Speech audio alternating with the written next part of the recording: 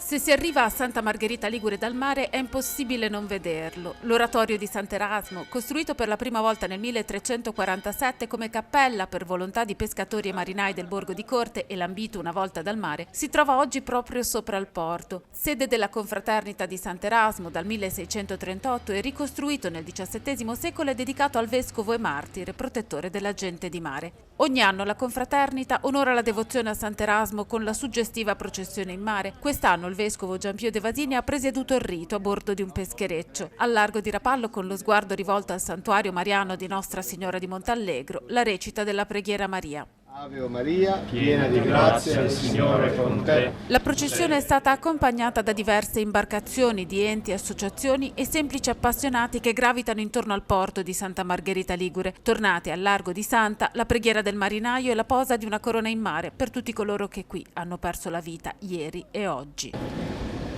Al calar della sera, noi uomini di mare, a te leviamo, Signore, la nostra preghiera e i nostri cuori. Lo sguardo di chi naviga resta puntato verso l'orizzonte, ma tende a cercare l'approdo sicuro. Lo sguardo di chi naviga cerca dunque un punto di riferimento come questa chiesa, dove la processione ha fatto rientro attraverso il quartiere di Corte, accolta sul molo da tante persone. Quindi la preghiera preceduta dalla benedizione dei natanti. La partecipazione alla celebrazione quest'anno è stata superiore a quella dell'anno scorso, con 14 confraternite presenti, dalla diocesi di Chiavari con il suo priorato e da quella di Genova. Per l'Arciconfraternita la celebrazione del titolare è stata l'occasione per mettere in pratica le parole che Papa Francesco ha pronunciato come invito e come auspicio durante l'ultima udienza con la Confederazione delle Confraternite: camminare sulle orme di Cristo, camminare insieme, camminare annunciando il Vangelo.